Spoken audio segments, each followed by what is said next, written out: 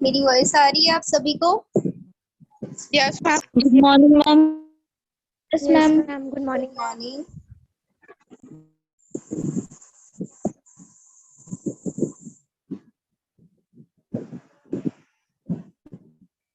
देखिए, energy of electron in different orbits, ये जो न्यूमेरिकल कॉन्सेप्ट है इसके बारे में आप लोग पढ़ लीजिएगा। नेक्स्ट जो टॉपिक है आपका, उस टॉपिक के बारे में मैं आपको बता रही हूँ। देखिए, नेक्स्ट टॉपिक है आपका evidence in the favour Bohr's atomic model. ठीक है, ये सारे कॉन्सेप्ट वही हैं जो कि मैंने पहले बताए हैं एनर्जी लेवल्स के। आप चाहे तो पढ़ सकते हैं बट नथिंग इम्पोर्टेंट। नेक्स्ट आपका है evidence in the favour of Bohr's atomic model. मतलब जब बोर एटॉमिक मॉडल को प्रपोज किया गया था तो उस टाइम पर उसके कौन कौन से एविडेंसेस जो थे जो कि उसको फेवर कर रहे थे, उनके बारे में आपको डिस्कस करना है। इसमें सबसे पहले बताया गया है कि जो हमारा वेवलेंथ मेजर करने का फॉर्मूला था, वेवलेंथ मेजर करने का फॉर्मूला क्या था? आप सभी ने उस दिन पढ़ा था, बताइए। 1 अपॉन क्या था? वेवलेंथ था हमारा इज इक्वल न्यू बार था। इस न्यू बार को बताने वाले एक साइंटिस्ट हुए थे जिनका नाम क्या था? रिडबर्ग था, जिन्होंने 1890 पे वेवलेंथ को मेजर करने के लिए एक इक्वेशन गिव किया था। इस न्यू बार को जो साइंटिस्ट थे उन्होंने एक कांस्टेंट टर्म दिया था, that is called R H, जिसको हम क्या बोलते थे? जो हमारे रिडबर्ग नाम के साइंटिस्ट थे उनका ये एक कांस्टेंट वैल्यू था। और यहाँ पर जो एच है वो हाइड्रोजन के बारे में बता रहा था। अपॉन क्या था? 1 अपॉन n1 का स्क्वायर माइनस क्या था? 1 अपॉन n2 का स्क्वायर था। ठीक है, ये हमारा फॉर्मूला था वेवलेंथ मेजर करने का, आप सभी ने देखा था। तो देखिए, उस टाइम पर जो आर की वैल्यू थी, ये जो आर की वैल्यू है ये किसके बारे में बता रही थी? रिडबर्ग कांस्टेंट के बारे में बता रही थी। तो हम क्या करते हैं, अगर हम किसका यूज करते हैं? बोर एटॉमिक थ्योरी का यूज करते हैं। जो मॉडल उन्होंने दिया था उसके बेस पे हम क्या करते हैं, बोर थ्योरी को क्या करते हैं? कैलकुलेट करते हैं। तो जैसे ही उसको कैलकुलेट करते हैं तो हमको आर का एक वैल्यू मिलता है। आर का ये जो वैल्यू है जो रिडबर्ग नाम के साइंटिस्ट ने बताया था 1.0967 इंटू 10⁵ सेंटीमीटर इनवर्स जो बताया था, सेम एज यही वैल्यू हमको बोर एटॉमिक मॉडल के थ्रू भी क्या होती है? मिलती है। ठीक है, जिससे हमको पता चला कि जो रिडबर्ग ने वेवलेंथ मेजरमेंट का तरीका बताया था वो बोर एटॉमिक मॉडल को क्या करता है? फॉलो करता है। ठीक है, इसके बाद जो आपको स्पेक्ट्रम मिला था उसको बोर एटॉमिक मॉडल का यूज करते हुए क्या किया जा सकता था? एक्सप्लेन किया जा सकता था। मतलब बोर एटॉमिक मॉडल जैसा था उसी के बेसिस पे हमको क्या मिल रहे थे? एटॉमिक स्पेक्ट्रम मिल रहे थे। तो ये भी एक्सप्लेनेशन बिल्कुल करेक्ट था। तो ये भी बोर एटॉमिक मॉडल की थ्योरी को क्या करता था? फेवर करता था। इसके बाद नेक्स्ट यहाँ पे फ्रीक्वेंसी ऑफ लाइंस, मतलब जब इलेक्ट्रॉन एक एनर्जी लेवल से दूसरे एनर्जी लेवल पे जाता था तो एक रेडिएशन एमिट करेगा, और इस रेडिएशन का जो फ्रीक्वेंसी था वो बोर एटॉमिक मॉडल के थ्रू जो फ्रीक्वेंसी मिलती थी उससे क्या करता था? मैच करता था, जिससे ये समझा गया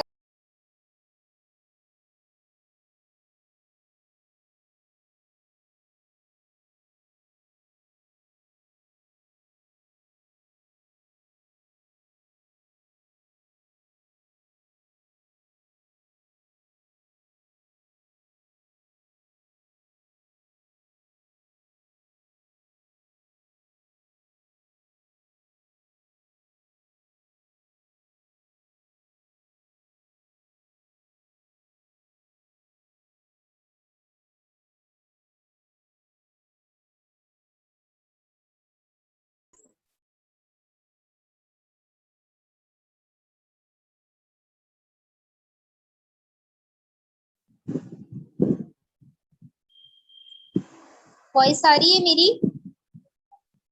यस मैम। मैम।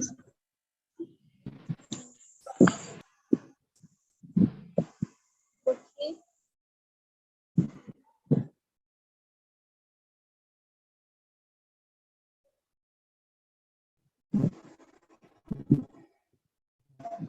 तो देखिए हमने देख लिया कि जो पोस्टुलेट्स हैं हमारे बोर एटॉमिक मॉडल के, ये सारे कौन कौन से जो थ्योरीज थी वो बोर एटॉमिक मॉडल को क्या करती थी, फेवर करती थी। ठीक है, कि जो हाइड्रोजन स्पेक्ट्रम हमको मिलता था, उस स्पेक्ट्रम का जब हम फ्रीक्वेंसी पता करते थे तो उसकी फ्रीक्वेंसी को हम बोर कैलकुलेशन के थ्रू भी अचीव कर सकते थे, और जो स्पेक्ट्रम हमको हाइड्रोजन का मिलता था उसको भी बोर एटॉमिक मॉडल एक्सप्लेन करने की एबिलिटी रखता था, और साथ में जो रिडबर्ग कांस्टेंट का वैल्यू आया था उसको बोर कॉन्सेप्ट के थ्रू भी एक्सप्लेन किया जा सकता था।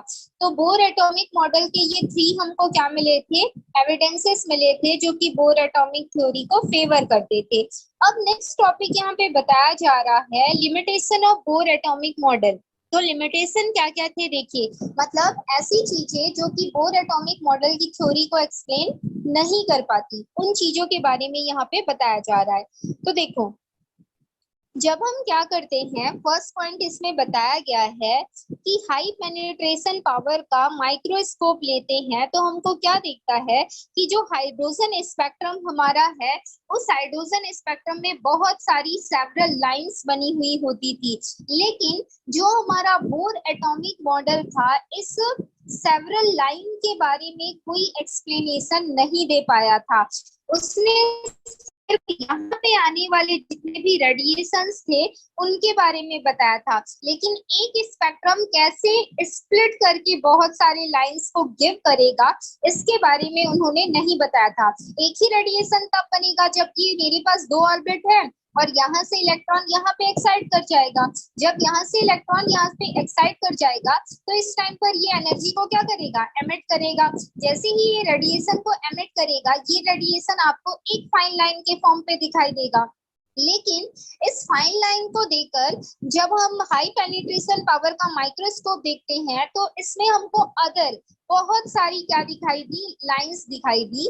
तो इन अदर लाइंस को जो हमारा बोर एटॉमिक मॉडल था वो एक्सप्लेन नहीं कर पाया। तो ये एक इस थ्योरी का क्या हो जाता है, लिमिटेशन हो जाता है।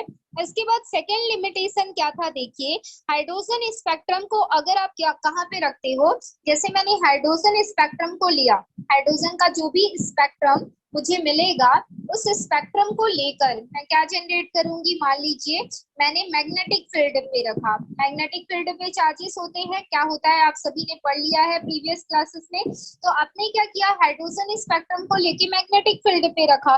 तो मैग्नेटिक फील्ड पे जैसे ही हाइड्रोजन स्पेक्ट्रम को रखते हैं तो ये जो हाइड्रोजन स्पेक्ट्रम है 2 लाइन पे क्या कर जाता है, स्प्लिट कर जाता है।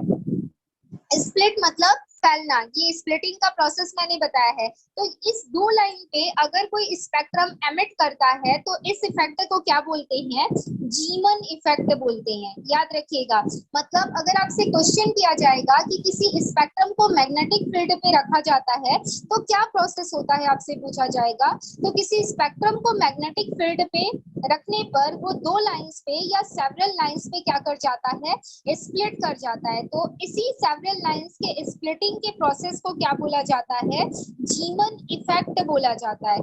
ये सेवरल लाइंस तो मिल रही थी मैग्नेटिक फील्ड पे, लेकिन जो हमारा बोर एटॉमिक मॉडल था वो इस जीमन इफेक्ट को एक्सप्लेन नहीं कर पा रहा था। ठीक है, नेक्स्ट है आपका जो फील्ड यहाँ पे बताया गया है, एक मैग्नेटिक फील्ड और दूसरा आपका बताया गया है इलेक्ट्रिकल फील्ड। तो इलेक्ट्रिकल फील्ड पे आप क्या करते हो, किसी स्पेक्ट्रम को जाके रखते हो, मतलब एक जगह पे आपका क्या आ गया, इलेक्ट्रिकल फील्ड आ गया। अब इस इलेक्ट्रिकल फील्ड पे मान लीजिए मैंने क्या रखा, एक स्पेक्ट्रम को रखा। जैसे ही इस स्पेक्ट्रम को रखती हूँ ये स्पेक्ट्रम भी क्या कर जाता है, बहुत सारे स्पेक्ट्रल लाइन में ये स्प्लिट कर जाता है इस फॉर्म पे। तो इस स्प्लिटिंग को क्या बोला जाता है, that is called a stark effect. इसको बोला जाता है स्टार्क इफेक्ट है। याद रखिएगा, अगर मैग्नेटिक फील्ड पे किसी स्पेक्ट्रल लाइन को रखा जाता है तो वो 2 लाइन पे स्प्लिट करती है या फिर सेवरल स्पेक्ट्रल लाइन पे स्प्लिट करती है, जिस प्रोसेस को क्या बोला जाएगा, जीमन इफेक्ट बोला जाएगा, जब हम किसकी बात करें, मैग्नेटिक फील्ड की बात करें। लेकिन अगर हम इलेक्ट्रिकल फील्ड की बात करते हैं तो इलेक्ट्रिकल फील्ड में भी हमको ये स्प्लिटिंग स्पेक्ट्रम की देखने मिलती है, जिसको जीमन इफेक्ट नहीं बोला जाता बल्कि उसको क्या बोला जाता है? स्टार का इफेक्ट बोला जाता है। ये जो इफेक्ट है ये उनके द्वारा डिस्कवर किए गए साइंटिस्ट के नेम पर इसको रखा गया है, ठीक है। और जो हमारा बोर एटॉमिक मॉडल है इन गाइडलाइंस को बता नहीं पा रहा है, जिसकी वजह से ये जो थर्ड पॉइंट है जिसमें हम स्टार का effect in electrical field explain कर रहे हैं, उसको बोर एटॉमिक मॉडल क्या नहीं कर पाता है, एक्सप्लेन नहीं कर पाता है। तो ये थर्ड लिमिटेशन हो जाता है। फोर्थ लिमिटेशन में ये बताया गया है कि जो आपका बोर एटॉमिक मॉडल है बहुत सारी, जैसे यहाँ पर हमने जिसके बारे में डिस्कस किया वो क्या था, वो हमारा हाइड्रोजन एटम था। और हाइड्रोजन एटम के पास जो नंबर ऑफ इलेक्ट्रॉन प्रेजेंट होता है वो कितना होता है, एक इलेक्ट्रॉन होता है। तो एक इलेक्ट्रॉन अदर ऑर्बिट पे क्या कर जाता है, एक्साइट कर जाता है। और एक इलेक्ट्रॉन का यहाँ पे एक्साइटेशन बताया गया है। लेकिन अगर सपोज मेरे पास लिथियम की मैं बात करूं, हीलियम की बात करूं, बेरिलियम की बात करूं, बोरॉन की बात करूं, तो इसमें 3 नंबर ऑफ इलेक्ट्रॉन होंगे, इसमें 2 नंबर ऑफ इलेक्ट्रॉन होंगे, इसमें 5 होंगे, इसमें 4 होंगे। तो इस बेस पे देखिए 4 नंबर ऑफ इलेक्ट्रॉन जब एक्साइट करेंगे तो क्या होगा, क्या वो आपस में एक्साइट करते समय अगर यहाँ पे इलेक्ट्रॉन होगा तो देखो अगर ज्यादा नंबर ऑफ इलेक्ट्रॉन होगा तो फर्स्ट सेल पे भी इलेक्ट्रॉन प्रेजेंट होगा और सेकेंड सेल पे भी इलेक्ट्रॉन प्रेजेंट होगा। जैसे मैं बेरिलियम की बात करती हूँ तो बेरिलियम के पास 4 इलेक्ट्रॉन होगा, ठीक है। तो एक इलेक्ट्रॉन यहाँ पे होगा, दूसरा इलेक्ट्रॉन भी यहाँ पे होगा। फर्स्ट सेल में मैक्सिमम 2 इलेक्ट्रॉन आ सकते हैं, तो मैंने फर्स्ट सेल पे 2 इलेक्ट्रॉन रख दिया। अब बाकी के बचे 2 इलेक्ट्रॉन वो कहाँ पे आएंगे, इस वाले सेल पे आएंगे। तो जब वो इस पे एक्साइट करेगा तो एक्साइट करते समय ये इलेक्ट्रॉन तो क्या कर सकता है, रिपल कर सकता है ना। तो इस प्रोसेस को लेते हुए बोर ने कोई एक्सप्लेनेशन नहीं दिया कि एक से ज्यादा इलेक्ट्रॉन अगर किसी एलिमेंट में प्रेजेंट होगा तो वो कैसे एक्साइटेशन के प्रोसेस को रिप्रेजेंट करेगा और कैसे सर्कुलर पाथ में जो इलेक्ट्रॉन है एक एनर्जी लेवल से दूसरे एनर्जी लेवल में क्या करेंगे, एक्साइट करेंगे। इस बात को जो हमारा बोर एटॉमिक मॉडल था वो एक्सप्लेन नहीं कर पाया। बोर एटॉमिक मॉडल आप देखेंगे तो वो सिर्फ किसके लिए है, एक सिंगल इलेक्ट्रॉन सिस्टम के लिए वो बिल्कुल परफेक्ट बैठता है। लेकिन अगर हमारे पास मोर देन 1 इलेक्ट्रॉन प्रेजेंट होता है तो उस एलिमेंट के लिए हम बोर एटॉमिक मॉडल को एक्सप्लेन नहीं कर पाते जैसे उसके पोस्टुलेट बताए गए हैं उस हिसाब से, ठीक है। ये फोर्थ लिमिटेशन हो जाता है। देन फिफ्थ लिमिटेशन में क्या बताया गया है, देखिए इन्होंने ये बोला कि न्यूक्लियस के आउटर मोस्ट पोर्शन पे जो हमारा ऑर्बिट प्रेजेंट होता है वो कैसा होता है, क्वांटाइज्ड होता है। अगर ये क्वांटाइज्ड है, ये जो सर्कुलर पाथ है ये क्वांटाइज्ड है, तो आखिर ये क्वांटाइज्ड क्यों है, इस बात को वो एक्सप्लेन नहीं कर पाए। और उन्होंने मोमेंटम भी बोला, ऑर्बिट का मोमेंटम जो है वो एक इंटीग्रल वैल्यू होता है। तो इंटीग्रल वैल्यू को ही वो जो ऑर्बिट है वो क्यों लेता है, इस बात को भी जो हमारे बोर थे वो एक्सप्लेन नहीं कर पाए। उन्होंने बता तो दिया कि ये जो ऑर्बिट बना है ये एक इक्वल अमाउंट ऑफ या फिर फिक्स्ड अमाउंट ऑफ एनर्जी से बना है, जिसको हम क्वांटा बोल सकते हैं, फोटोन बोल सकते हैं, या फिर एक स्मॉल पैकेट ऑफ एनर्जी भी बोल सकते हैं। लेकिन इसको किस हिसाब से ऐसा बोला जा रहा है, क्योंकि न्यूक्लियस के पास जो ऑर्बिट प्रेजेंट होता है वो दूसरे साइज का होता है, उसके बाद जो ऑर्बिट प्रेजेंट होगा वो दूसरे साइज का होगा, उसके बाद जो ऑर्बिट प्रेजेंट होगा वो दूसरे साइज का होगा। और अगर इनमें सेम क्वांटा प्रेजेंट है तो ये दूसरे साइज के क्यों है, इसके बारे में भी जो बोर थे वो नहीं बता पाए। तो ये फिफ्थ लिमिटेशन हो जाता है जिसके बारे में बोर अपने एटॉमिक मॉडल पे उसको एक्सप्लेन नहीं कर पाए थे, ठीक है। नेक्स्ट इन्होंने ये नहीं बताया कि अगर आप डिफरेंट टाइप ऑफ एटम लेंगे तो एटम का जो स्ट्रक्चर बनेगा उस एटम का स्ट्रक्चर कैसा होगा। एक एटम का स्ट्रक्चर तो ऐसा बन गया, लेकिन अगर आप अदर एटम का स्ट्रक्चर देखोगे या फिर किसी साइज का उस एटम का साइज देखोगे या फिर आप किसी मॉलिक्यूल के बारे में डिस्कस करोगे तो वो जो मॉलिक्यूल है वो मॉलिक्यूल, जैसे सपोज आपके पास वाटर मॉलिक्यूल है, तो वाटर मॉलिक्यूल के पास एक हाइड्रोजन एटम, दूसरा ऑक्सीजन एटम है, तो हाइड्रोजन एटम का स्ट्रक्चर अलग होगा, ऑक्सीजन एटम का स्ट्रक्चर अलग होगा, तो इसमें आप इलेक्ट्रॉन का एक्साइटेशन कैसे बता पाओगे, ठीक है। और इसमें जो बॉन्डिंग है वो भी डिफरेंट टाइप की होगी, तो बॉन्डिंग किस टाइप में होगी, कैसे और मॉलिक्यूल बनेंगे, तो उनका जो साइज है वो भी चेंज हो जाएगा। अगर आपके पास वाटर मॉलिक्यूल है तो उसका साइज अलग होगा, कार्बन डाइऑक्साइड मॉलिक्यूल है तो उसका साइज अलग होगा, अमोनिया मॉलिक्यूल है तो उसका साइज अलग होगा। तो ऐसा क्यों हो रहा है, ठीक है, इस बारे में भी वो क्या नहीं कर पाए थे, एक्सप्लेन नहीं कर पाए थे। और साथ में अगर एटम्स कंबाइन होकर मॉलिक्यूल को बना रहे हैं तो किस बेस पे वो बॉन्डिंग को फॉर्म करते हैं, वो डायरेक्शनल होता है या नॉन डायरेक्शनल होता है, इन सारी चीजों के बारे में भी वो एक्सप्लेन नहीं कर पाए थे। तो ये इनके मॉडल का 6th पोस्टुलेट हो जाता है, जिसके बारे में ये नहीं बता पाए थे हमको, ठीक है। इसके बाद 7th पॉइंट जो हमको बताया जा रहा है, इसके बारे में आप पढ़ोगे, कुछ हमारे पास प्रिंसिपल आते हैं केमिस्ट्री में जब हम आगे पढ़ते जाते हैं, लाइक अ डी ब्रॉगली इक्वेशन या हाइजेनबर्ग अनसर्टेनिटी प्रिंसिपल। तो इन सारे प्रिंसिपल, जैसे डी ब्रॉगली इक्वेशन की बात की जाए या हाइजेनबर्ग अनसर्टेनिटी प्रिंसिपल की बात की जाए,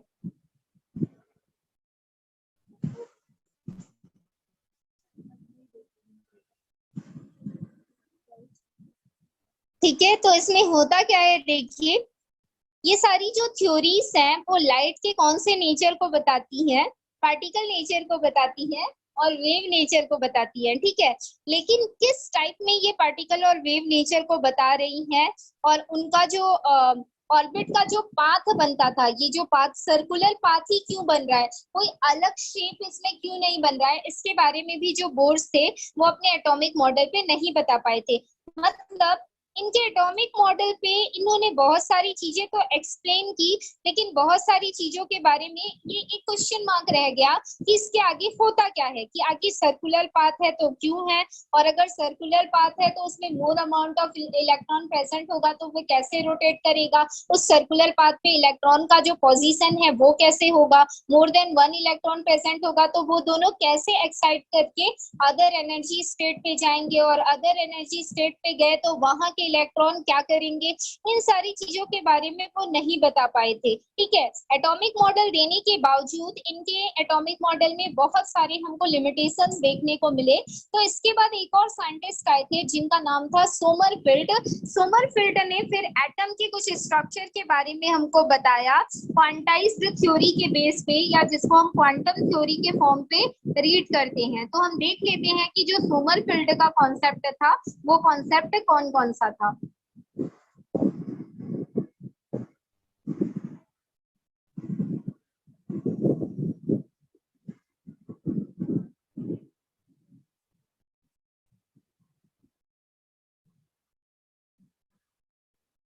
तो देखिए, नेक्स्ट टॉपिक यहाँ पे बताया गया है शेल और सब सेल कॉन्सेप्ट। जिस ऑर्बिट के बारे में आप बात कर रहे हो अभी, जो कि न्यूक्लियस के सराउंड पे प्रेजेंट होता है, इसी ऑर्बिट को क्या बोला जाता है, शेल बोला जाता है, ठीक है। अब सबसेल क्या होता है उसके बारे में आप समझेंगे। तो इन 1919 एक साइंटिस्ट हुए थे जिनका नाम क्या था, सोमरफेल्ड था। सोमरफेल्ड नाम के साइंटिस्ट ने क्या किया, जो बोर एटॉमिक मॉडल दिया गया था, बोर एटॉमिक मॉडल को एक नए फॉर्म में इन्होंने लेते हुए हमको कुछ न्यू कॉन्सेप्ट बताए, ठीक है। इस कॉन्सेप्ट में इन्होंने ये बोला कि जब हमारे पास इलेक्ट्रॉन एक एनर्जी लेवल से दूसरे एनर्जी लेवल पे जाता है, मतलब एक ऑर्बिट से जब दूसरे ऑर्बिट में जाता है, तब ये क्या करता है, एक रेडिएशन को एमिट करता है। ये बात हमको किसने बताया था, बोर ने भी बताया था, और इसी बात को हमको कौन बता रहे हैं, सोमरफेल्ड बता रहे हैं। लेकिन इन्होंने ये बोला कि जब कोई इलेक्ट्रॉन एक ऑर्बिट से दूसरे ऑर्बिट में जाता है तो अब ये क्या करेगा, इलेक्ट्रॉन एनर्जी को एमिट करता है, और उसी एमिट की हुई एनर्जी को हम क्या बोलते हैं, एक क्वांटा, या फिर क्या बोलते हैं, एक फिक्स्ड अमाउंट ऑफ एनर्जी, या फिर फोटोन बोलते हैं, ठीक है। अब इस फोटोन को देखिए, जब वो फोटोन निकलता है तो वो एक तरीके का क्या होता है, रेडिएशन होता है। और जब हम इसको स्पेक्ट्रोफोटोमीटर के थ्रू स्टडी करते हैं तो हमको पता चलता है कि ये जो रेडिएशन है एक तरीके का क्या है, स्पेक्ट्रम है, ठीक है। और ये जो स्पेक्ट्रम है, जब इस स्पेक्ट्रम को क्या किया जाता है, with the help of microscope check किया जाता है, तो इस स्पेक्ट्रम में हमको क्या मिलता है, बहुत सारी सेवरल लाइंस मिलती हैं। इन्होंने ऐसा कहा, ठीक है। इन्होंने ये नहीं कहा कि अलग अलग स्टेट में जाने पर बहुत सारे रेडिएशन को एमिट करते जाते हैं और उसी एमिशन के जरिए हमको क्या मिलता है, स्पेक्ट्रम मिलता है। लेकिन उस स्पेक्ट्रम में जो फाइन लाइंस मिलती हैं वो किस बेस पे होती हैं, जब इलेक्ट्रॉन एक्साइट होके एक अनदर एनर्जी स्टेट पे गया तो इसने क्या किया, एक रेडिएशन को एमिट किया। यही रेडिएशन हमको किस फॉर्म पे मिलेगा, एक स्पेक्ट्रम के फॉर्म पे मिलेगा, जो कि एक सिंगल लाइन होगा, ठीक है। इस सिंगल लाइन को जब हम किसके थ्रू चेक करते हैं, माइक्रोस्कोप के थ्रू चेक करते हैं, तो इस सिंगल लाइन के अंदर आपको बहुत सारी फाइन लाइंस दिखाई देती हैं, या फिर बहुत सारी सेवरल लाइंस का ये क्या होता है, ग्रुप होता है, आप ऐसा बोल सकते हो, ठीक है। ऐसा किसने बताया, सोमरफील्ड ने ये कॉन्सेप्ट प्रपोज्ड किया। और इन्होंने ये बोला कि जो स्पेक्ट्रम आपको एक सिंगल लाइन के फॉर्म पे दिख रहा है, that is called a orbit, या फिर इसी ऑर्बिट को बोला गया सेल, इसको बोला जाता है सेल। और जब आप इसको माइक्रोस्कोप के थ्रू चेक करते हो, जिसमें आपको बहुत सारी लाइन दिखाई देती है, इन बहुत सारी लाइंस को बोला जाता है सब सेल, या फिर क्या बोला जाता है, सब ऑर्बिट बोला जाता है, ठीक है। क्या बोला इन्होंने कि जब इलेक्ट्रॉन एक्साइट कर रहा है तब तो एक ही लाइन, एक ही रेडिएशन एमिट कर रहा है, और उसी एक ही लाइन को हम स्पेक्ट्रम बोलेंगे। और जब उस स्पेक्ट्रम को माइक्रोस्कोप से चेक करेंगे तो उसमें बहुत सारी लाइन मिलेगी, और वो बहुत सारी लाइन हमारे लिए क्या होगी, दैट इज कॉल्ड अ सब सेल ऑफ दैट एटम, ठीक है। और इस कॉन्सेप्ट को देने के बाद सोमरफील्ड ने बहुत सारी चीजें एटॉमिक मॉडल के बारे में बताई, और उन्हीं पॉइंट्स को हमको यहाँ पे डिस्कस करना है, ठीक है। तो उन पॉइंट्स में जो जो हमारे फर्स्ट पॉइंट है, उन पॉइंट के बारे में हम डिस्कस कर लेते हैं। तो देखिए फर्स्ट पॉइंट पे क्या बताया गया है। हाँ, तो देखिए सबसे पहले इन्होंने ये बोला कि जो एटम है, एटम का अगर स्ट्रक्चर देखें तो सेंटर पे न्यूक्लियस होता है, और न्यूक्लियस के अराउंड पे जो इलेक्ट्रॉन्स हैं वो क्या करते हैं, मूव करते हैं, ऐसा हमको बोर ने भी बताया। लेकिन ये जो ऑर्बिट होता है ये कोई सर्कुलर पाथ नहीं होता, बल्कि ये एक इलिप्टिकल शेप होता है। ये हमारा एक इलिप्टिकल शेप का ऑर्बिट होता है, जिसको हम इलिप्टिकल ऑर्बिट बोलते हैं। और इस इलिप्टिकल ऑर्बिट में कितने एक्सिस होते हैं, 2 एक्सिस होते हैं। ये 2 एक्सिस कौन कौन से होते हैं, एक हमारे पास मेजर एक्सिस होता है, ये आपको लॉन्ग दिख रहा होगा, that is a major axis. और ये आपका जो छोटा सा दिख रहा है यहाँ पे, इसको बोला जाता है माइनर एक्सिस। मतलब जब इलेक्ट्रॉन न्यूक्लियस के सराउंड पे क्या करता है, रोटेट करता रहता है, तो वो कोई सर्कुलर पाथ नहीं होता, बल्कि वो एक इलिप्टिकल शेप का एक ऑर्बिट होता है। और उस इलिप्टिकल शेप के ऑर्बिट में क्या होते हैं, 2 हमारे पास एक्सिस होते हैं, एक मेजर एक्सिस और एक माइनर एक्सिस होता है। जो मेजर एक्सिस होता है वो रोटेट करते हुए, जैसे जैसे इलेक्ट्रॉन इस पे रोटेट करते जाता है, वैसे वैसे ये जो माइनर एक्सिस है, आफ्टर सम टाइम के बाद ये क्या होता जाएगा, ऐसे छोटा होता जाएगा, इस फॉर्म पे छोटा होता जाएगा, जो आपका मेजर एक्सिस है।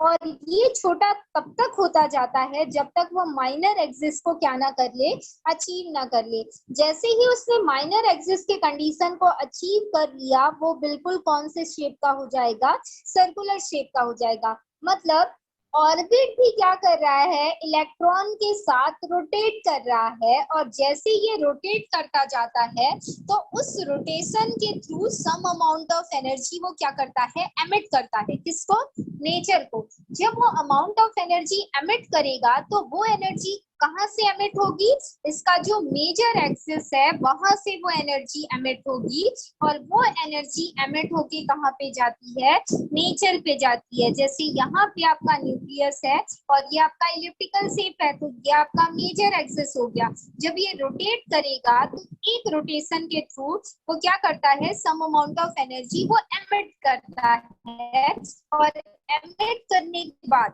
ये प्रोसेस को करता रहता है जब तक वो माइनर एक्सिस को नहीं कर लेता, माइनर एक्सिस वाले कंडीशन को अचीव नहीं कर लेता। और जैसे ही वो माइनर एक्सिस वाले कंडीशन को अचीव कर लेता है, वो कौन से शेप का हो जाएगा, एक सर्कुलर शेप का हो जाएगा। बट इनिशियली जो शेप होता है ऑर्बिट का वो कैसा होता है, एक इलिप्टिकल शेप का हमारे पास ऑर्बिट होता है, जिसको special form of elliptical orbit के फॉर्म पे शो किया जाता है। ऐसा किसने कहा, जो सोमरफेल्ड नाम के साइंटिस्ट थे उन्होंने कहा, ठीक है। और इसके बाद इन्होंने ये बताया कि न्यूक्लियस के सराउंड पे जो इलिप्टिकल शेप का ऑर्बिट होता है, that is called the first shell. उसको क्या बोला जाता है, फर्स्ट शेल बोला जाता है, ठीक है। जो कि एक्चुअल में कौन से कंडीशन को अचीव कर लेता है, सर्कुलर कंडीशन को अचीव कर लेता है रोटेट करते हुए। अब देखो, जब मेजर एक्सिस माइनर एक्सिस के इक्वल हो जाएगा तो कुछ टाइम के बाद ये दोनों एक्सिस अगर बराबर हो गई, तो ये बराबर हो गई तो ये किसी भी अमाउंट ऑफ एनर्जी को अब एमिट नहीं करेगा, क्योंकि ये क्या कर चुका है, इस एक्सिस को अचीव कर चुका है, ठीक है। तो उस टाइम पर जब ये सर्कुलर ऑर्बिट के कंडीशन को अचीव कर लेता है, तो उस टाइम पर हम इसको अपना क्या मान लेते हैं, एक तरीके का शेल मान लेते हैं। और न्यूक्लियस के सबसे नजदीक होने की वजह से इसको क्या बोला जाता है, फर्स्ट सेल बोला जाता है। और इसी फर्स्ट सेल को हम किस फॉर्म पे डिनोट करते हैं, प्रिंसिपल क्वांटम नंबर के फॉर्म पे डिनोट करते हैं। ये जो फर्स्ट सेल आपका मिला है, that is called a principal quantum number. क्या बोला जाता है इसको, प्रिंसिपल क्वांटम नंबर बोला जाता है। और इस प्रिंसिपल क्वांटम नंबर को n से रिप्रेजेंट किया जाता है, और इसकी वैल्यू फर्स्ट सेल है तो क्या हो जाएगी, 1 हो जाएगी। और उस टाइम पर देखिए, यहाँ पे दो एक्सिस थे तो डिफरेंट टाइप के एंगल्स बनेंगे, और इसी एंगल के बेसिस पे इनका क्या होगा, एक एंगुलर मोमेंटम होगा, और उसी एंगुलर मोमेंटम के बेस पे इनका जो वैल्यू होता है वो क्या होता है, n इंटू एच अपॉन 2 पाई की वैल्यू को ये क्या करता है, रिप्रेजेंट करता है। ऐसा किसने कहा, जो हमारे सोमरफेल्ड नाम के साइंटिस्ट थे उन्होंने कहा, ठीक है। और यही एंगुलर मोमेंटम जब इक्वल अमाउंट ऑफ एक्सिस को अचीव कर लेता है तो ये सर्कुलर पाथ में कन्वर्ट हो जाता है, ठीक। इसके बाद इन्होंने ये कहा कि जितने भी हमारे इलिप्टिकल ऑर्बिट्स होते हैं उसको आप कौन से शेल के फॉर्म पे डिफाइन करोगे, उसको आप डिफाइन करोगे जैसे इसके बाद के जो ऑर्बिट होंगे। जैसे सपोज ये तो फर्स्ट ऑर्बिट की बात हुई, जिसके लिए हमारे n की वैल्यू कितनी हो गई, जिसके लिए हमारे n की वैल्यू 1 हो गई। अब इसके अंदर क्या आएगा, ये तो एक साफ लाइन हमको मिलेगा, ये मान के चलो इसके अंदर बहुत सारे हमको क्या मिलेंगे, सब सेल मिलेंगे। इसी सब शेल में जो सबसे पहला शेल आपको मिलेगा, दैट इज कॉल्ड अ के। हम उसको क्या बोलेंगे, के शेल बोलेंगे। कैसे, देखो इसको समझो, अच्छे से समझिएगा इस बात को। एन तो किसका शेप बता रहा है, एक सर्कुलर पाथ का। अब इसके अंदर, इस सर्कुलर शेप के अंदर बहुत सारे क्या है, सब सेल हैं, और उन सब सेल में सबसे पहला सब सेल क्या है, के है, ठीक है। जहां पर ये के क्या बता रहा है हमको, दो एक्सिस के बीच में डिफरेंस को बता रहा है। जैसे मान लो मेजर एक्सिस को मैंने क्या मान लिया, एन मान लिया, और इस के को मैंने क्या मान लिया, माइनर एक्सिस लिया, तो माइनर एक्सिस का वैल्यू यहाँ क्या आ जाएगा, के आ जाएगा। तो एन का वैल्यू अगर 1 है तो इस के का वैल्यू क्या होता है, 1 और 2 होता है। अब कैसे, देखो इस बात को समझिएगा कि जब आप किसी इलेक्ट्रिकल ऑर्बिट को लेते हैं, जैसे ये आपका एक इलिप्टिकल ऑर्बिट हुआ, इसके लिए आपके n का वैल्यू कितना था, 1 था। ठीक है, और k का वैल्यू कितना होगा बोला जा रहा है, 1 और 2 होगा बोला जा रहा है। ठीक है, तो अगर इस रेशियो पे आप इसको पुट करोगे तो k upon 1 n upon k और n अपॉन k हो जाएगा। एक के लिए आपकी वैल्यू कितनी आएगी, 2 अपॉन 1 आएगी। ठीक है, जिसके फर्स्ट वाले के लिए आपके n अपॉन k का रेशियो 2 अपॉन 1 आ गया। ठीक है, और सेकंड वाले के लिए रेशियो क्या आ जाएगा, 2 अपॉन 2 आ जाएगा। ठीक है, 2 अपॉन 2 क्यों, क्योंकि n का वैल्यू इसके लिए कितना हो गया, 2 हो गया, और k का वैल्यू तो 2 है, एक के लिए n है और दूसरे के लिए हमारा क्या हो जाएगा, 1 हो जाएगा। मतलब जब कोई ऑर्बिट सर्कुलर पाथ तक पहुंचता है तो ये कितने शेप से होकर गुजरा है, जितने शेप से होकर वो गुजरा होगा उस शेप को क्या बोला जाता है, सब सेल बोला जाता है। ठीक है, उस सब सेल में देखो पहले एक सर्कुलर सब ऑर्बिट बना। सबसे पहले वो क्या था, एक इलिप्टिकल ऑर्बिट था। वो इलिप्टिकल ऑर्बिट जैसे जैसे रोटेट करता जाएगा उसके एक्सिस में चेंजेस आता है। उसके एक्सिस में चेंजेस कैसे आता है, on the basis of their subshell. ठीक है, उसके बेस पे आ गया। अब उसके बेस पे आ गया तो देखो इलिप्टिकल ऑर्बिट इनिशियली था, उसके बाद क्या बनेगा, एक सर्कुलर सब ऑर्बिट बनेगा।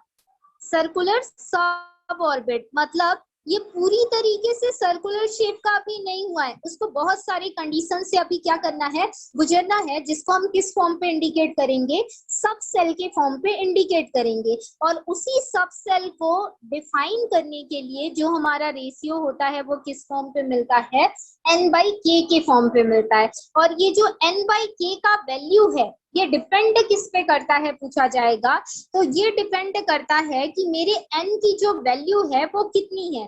जैसे सपोज n की वैल्यू 1 है, n की वैल्यू अगर 1 है तो उसके लिए सब सेल k की वैल्यू कितनी होगी, 2 होगी।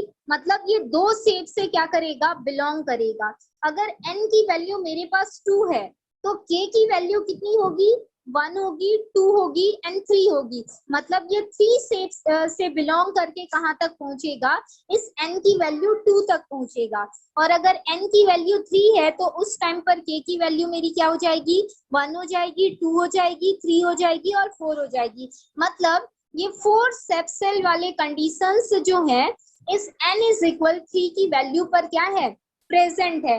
मतलब एक ऑर्बिट जब बनता है तो वो ऑर्बिट बहुत सारे शेप से होकर गुजरता है, और वो शेप हमारे लिए क्या क्या होते हैं वो यहाँ पर n/k के रेशियो के थ्रू हम क्या कर सकते हैं, डिफाइन कर सकते हैं। तो देखिए अगर n की वैल्यू आपके पास कितनी आई है, जैसे यहाँ पे बताया गया है कि 4 आई है, तो इसके 4 शेप क्या होंगे। सबसे पहले वो क्या होगा, इनिशियली n की वैल्यू 4 है तो वो आपको सर्कुलर शेप का दिखेगा। ये सर्कुलर शेप कौन सा कंडीशन है, फाइनल कंडीशन है। लेकिन इससे पहले ये कौन कौन से शेप से होकर गुजरा होगा, सबसे पहले ये इलिप्टिकल था होगा, फिर ये नैरो इलिप्टिकल में कन्वर्ट हुआ, उसके बाद नैरोएस्ट इलिप्टिकल। मतलब सबसे पहला शेप हमारा नैरोएस्ट इज टिपिकल का, इसके बाद नैरो इलिप्टिकल का, और उसके बाद आएगा इलिप्टिकल शेप, और फिर इसको एक्चुअल में मिलता है कौन सा, सर्कुलर शेप। और इसी वजह से एक स्पेक्ट्रा के अंदर हमको different type of fine lines देखने को मिलती है, और ये different type of fine lines क्या होती हैं, हमारी सब सेल होती हैं। और ये सब सेल इस ऑर्बिट के डिफरेंट वैल्यूज को हमको क्या करती हैं, बताती हैं। वो चीज हमको यहाँ पे बताया गया है, समझ रहे हैं आप सब। तो इसको बोला जाता है, जिसको सोमरफेल्ड नाम के साइंटिस्ट ने सब सेल का कॉन्सेप्ट देते हुए क्या किया था, एक्सप्लेन किया था। ठीक है, तो आज की क्लास हम यहीं पे खत्म करते हैं, कल की क्लास में हम नेक्स्ट टॉपिक के बारे में डिस्कस करेंगे।